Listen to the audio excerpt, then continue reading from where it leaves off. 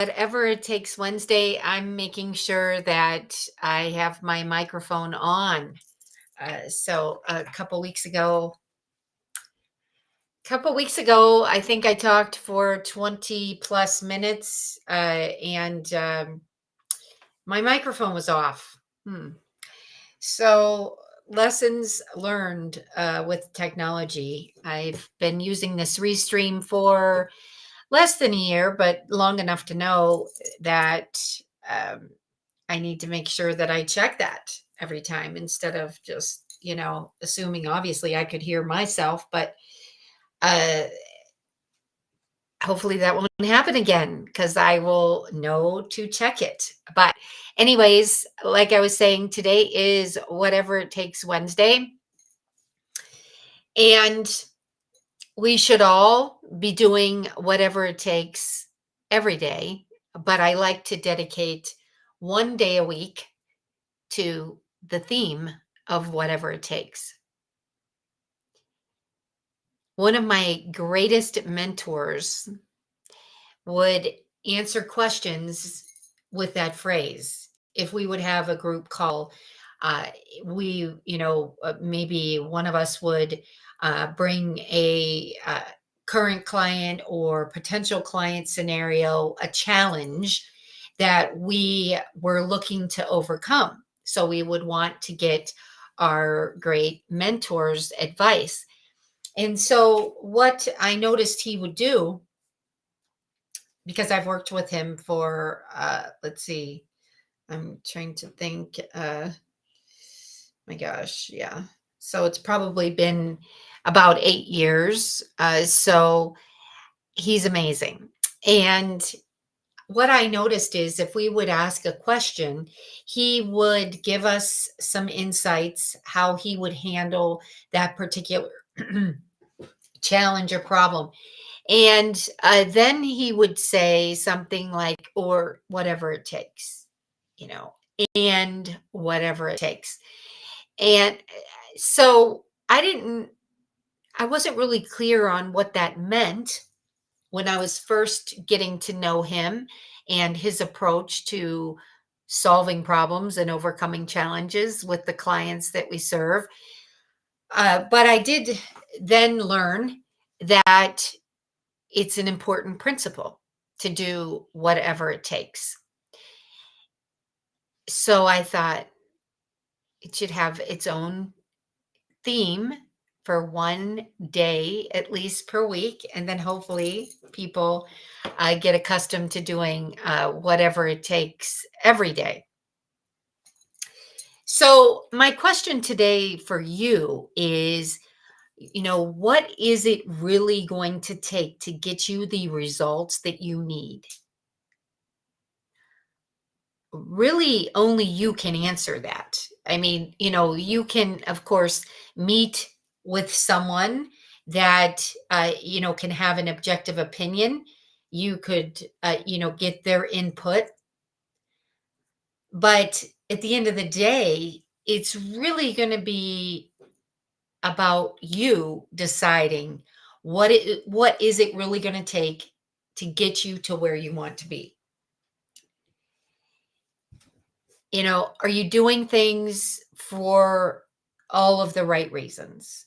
Or are you doing some things just to try them? Are you doing some things because maybe a family member, is encouraging you to do that, or you think you should do this? If you feel that there is something that, if you happen to have a feeling like that things are out of sync, then that needs to be addressed because chances are you won't get to where you want to be if things are out of sync.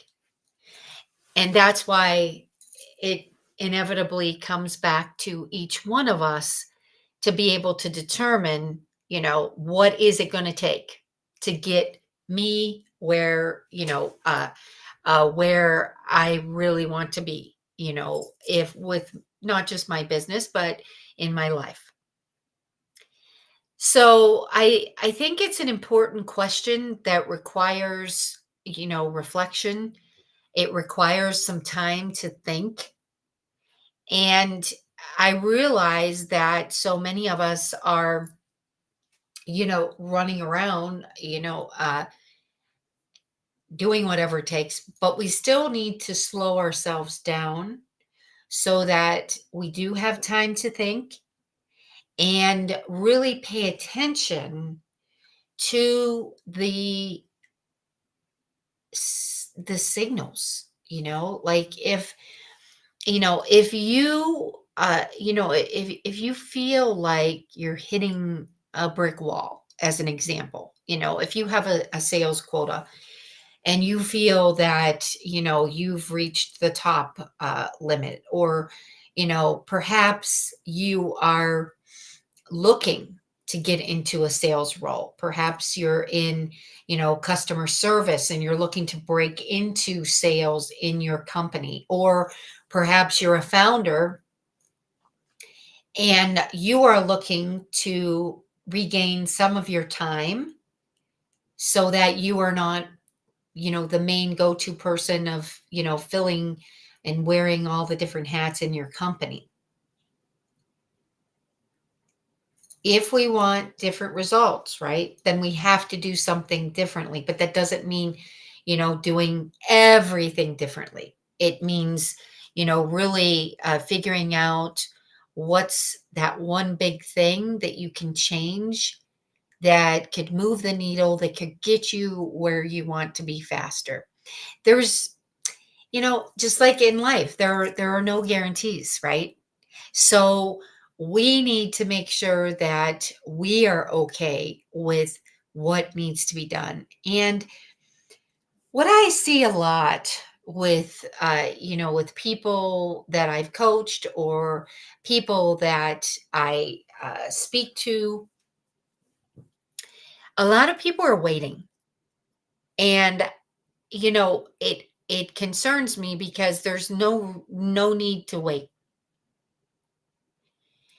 If you have goals, objectives. I know some people don't like to use the word goals, but if you have goals or objectives, then, there is certainly at least one thing, if not many, 3 to 5 maybe every day that you can do to help you get there as quickly as possible. So there is no need to wait if you are in a situation where you're thinking, I really, I need to make some things happen. Start today. If you don't have enough revenue in your business, then chances are whoever's responsible for the offers, okay, or the proposals, that person or those people are not making enough offers or proposals to people. I I personally I don't like to do written proposals unless I've had a very detailed discussion and the client knows what we're talking about as far as an investment and what the deliverables are. I prefer to talk through those first and then send the paperwork because I learned a long time ago, and I realized that, there might be some kind of service or business. Like, obviously, if you're doing an RFP, if you're responding to a proposal, that's a different situation. But there really can't be any surprises. And I learned a long time ago that if I didn't have some of these, detailed preliminary discussions, then when the proposal would be prepared and I would, would come time to deliver it to the company for phone systems, if there was no preliminary discussion, sometimes, I mean, it would just floor them because they had no idea, how much money it would be, what an investment it would be. So I didn't know at the time, obviously, you know, I didn't know. I thought you were supposed to follow that. You go through, ask all the questions, and then you have the system designed, and then you present the system. I thought that was all part of the process. And of course, it is a process, right? And it depends on what you're selling. If you're selling products or services, are they higher end services or products? But I learned that the best way is to plant some seeds and to certainly have some brief discussions. That's not saying that you have to, nor would you, go into like the full cost of everything and break everything down verbally. However, if you could do some ranges or say it would be approximately, you know, $1,997 per month, or our system, our all-in-one tech system with the training and the setup is, $9,888 for 90 days. You know, those kinds of discussions will help save time, not just for you as the person that may be enrolling the clients, but also for the clients and the customers. Because, they could think that, completely different about what the investment would be. Maybe they have an idea in their minds that, the investment would be half that much. Well, of course, we need to make sure that we're, leading with integrity and asking the right questions so we can even determine if our solution would be a fit to help them get those results.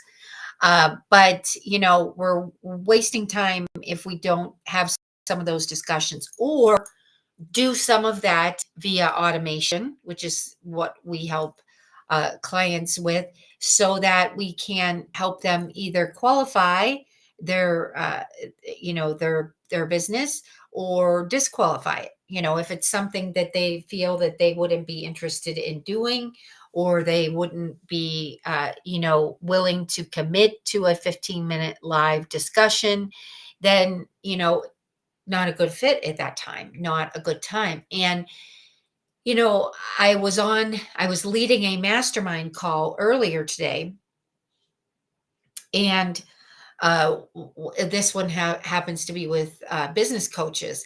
And one of the business coaches asked me what the value proposition was for this one style of coaching that we have. It's a short, like, laser coaching sessions, and we call it flash coaching. But one of the business coaches asked me what the value prop was, or the hooks for that. And I thought, that is a wonderful question.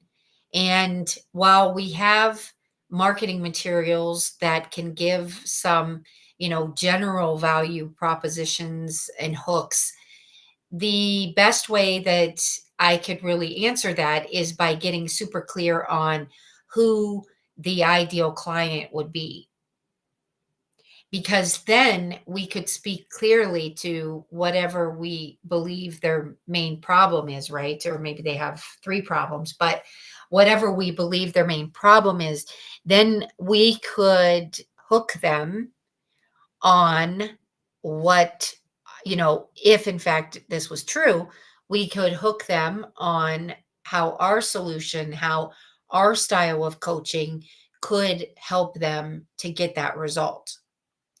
And that's the thing, why I, truly believe that if you have multiple services or products, it is best to have a discussion with the potential client or the prospect first, before you get in your mind that you would like to tell them about flash coaching, or you would like to tell them about your online, meaning virtual consulting. Because that, while it's important that we all make offers and have effective pitches in the sense of, knowing what we can offer, what problems, what results can we create. I don't think we should have a preconceived notion unless we've had previous discussions with these people before and be like, okay, well, I think I'm going to, pitch them flash coaching, or I think I'm going to offer them one on one coaching.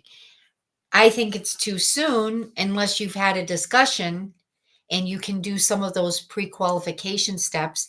And like I said, some of it could be done via automation, via text, via email, have them fill out a survey, do a quiz, see what the results are. A lot of it could be, automated. But if this is something, new, like if you are new to selling the services or products, unless your company already has this built out with the automations and the sequences, it's going to take you doing things live, like in real time, right? So then you can effectively map it out and, reverse engineer it and then figure out, which touch points can be automated because it definitely will save you time. However, if you haven't done this or no one in your company has done this before, then it's super important that you're able to identify those points that you can automate. And when I talk about points, I'm talking specifically about the touch points. I would say, when I first started in sales, it was estimated that 7 to 9 touch points. So, that would be in person discussions, letters, like real letters that you'd send in the mail, handwritten notes, maybe some emails, maybe some kind of, a delivery that could speak to what services you might be talking with them about. But when I first started in sales, it was believed that there were like about 7 to 9 touch points required, sometimes before people even made a decision. That was on average. Sometimes it took more than that. Now, recently, I've read studies that indicate because of we live in a faster paced world, even that it could be 17 to 19 touches. And that, quite frankly, doesn't even surprise me. But 17 to 19 touches really isn't that difficult to get when you think today, right? We have texting, we have emails, we have, of course, the in person, we have the Zooms. You know, it doesn't take much to get to the 17 to 19 touch points. The problem is, though, sometimes we don't follow up or we don't hang in there long enough because, it really is about, how can we help that client get the result that they're seeking?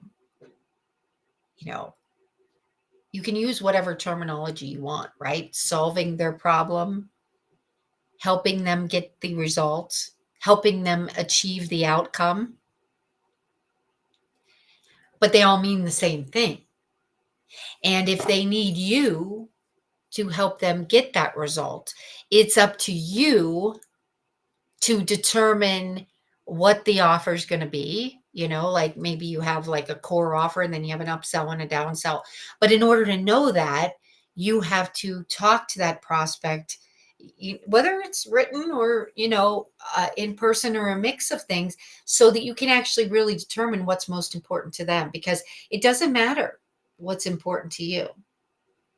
It doesn't matter what the value proposition really is in the whole big scheme of things, or the hook, if you haven't validated the most important problem to them. Now, of course, it's important to be able to, as you're having a discussion, being able to really get clear on the priorities. But if your priorities are different than your client's priorities, there has to be, a more detailed discussion, and there has to be agreement.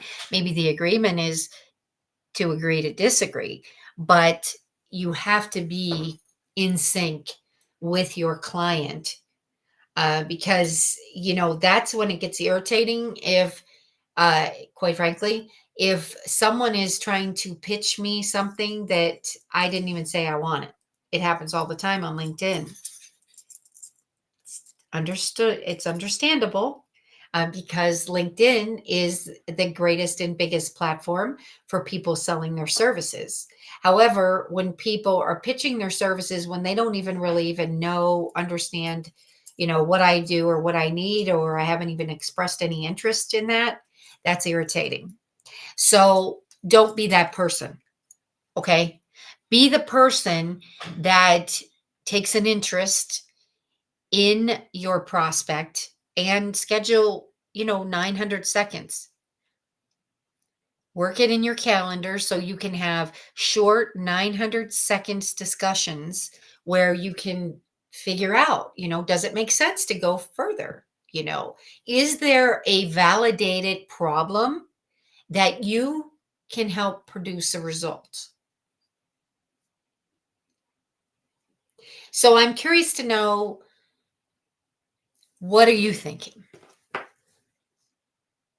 As I speak about this, and like I said in the description, I was saying, what is it really going to take to get you where you want to be? Do you have goals? Do you want to scale your company? Are you looking, to get into a sales role? What is it? Because if you're not happy, if you're not satisfied, if you feel that, uh, you know, you could be doing more, then, something has to be done differently so that you can do the more and you can get the results. And it doesn't have to be, you don't have to be alone doing it. You know, Obviously, we get to where we want to be faster in most cases if we rely on people.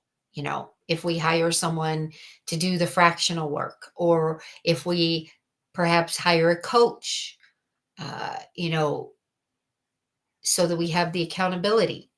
We don't have to do it all alone. There are mentors, there are coaches, there are guides, and I encourage you not to do it alone, because chances are you will get to where you want to be faster if you have some accountability and some guidance. And of course, delegation is huge.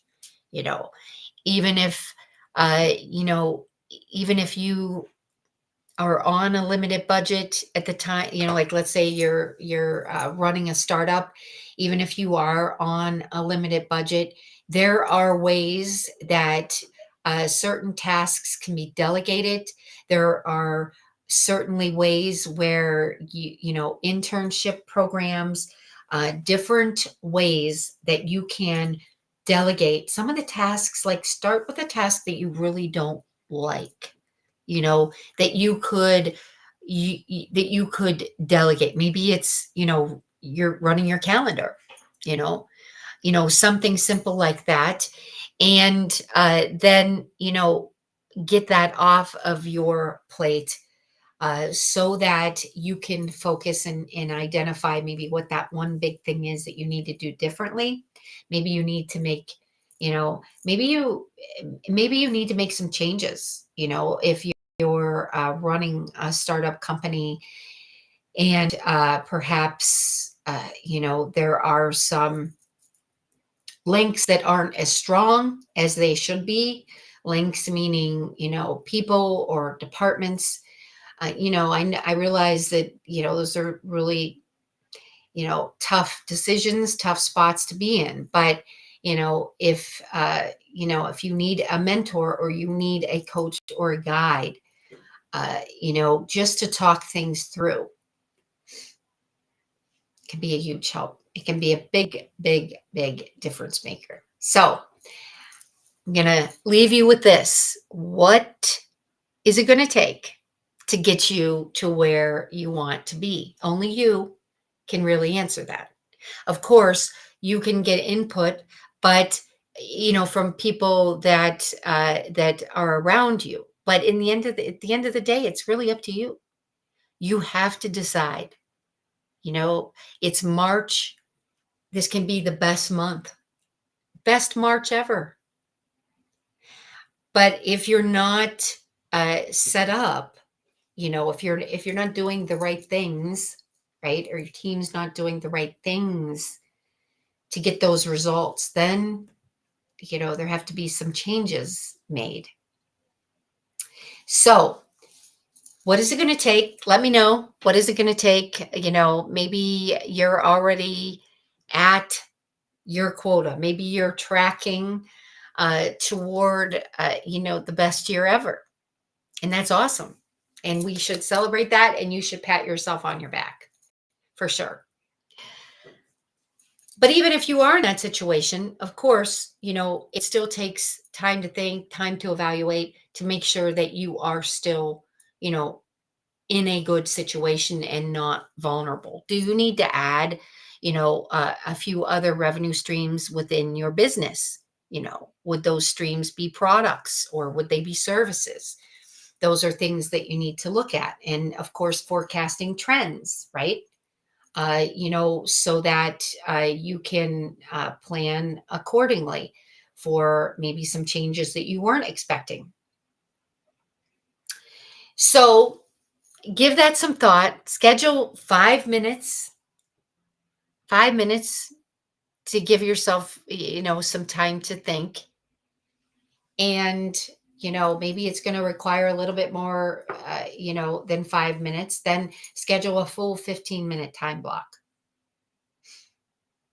And do it because you owe it to yourself. Sometimes if we can just schedule that time with ourselves, if we can slow ourselves down. I know, there's so many resources, modalities, apps. We can do mindfulness, all of those things. However, we have to get clear on what it's going to take to get us to where we want to be so we can get there, right? Okay, well, I hope this was helpful. I hope that you commit to doing whatever it takes on every day, not just on Wednesdays. And I'd love to hear your stories. I'd love to hear, I'd love to hear what it is that inspires you, to get up in the morning, hit the ground running, and doing whatever it takes. I'd love to hear that. All right, everyone. Have a great rest of your Wednesday, and we will talk to you soon.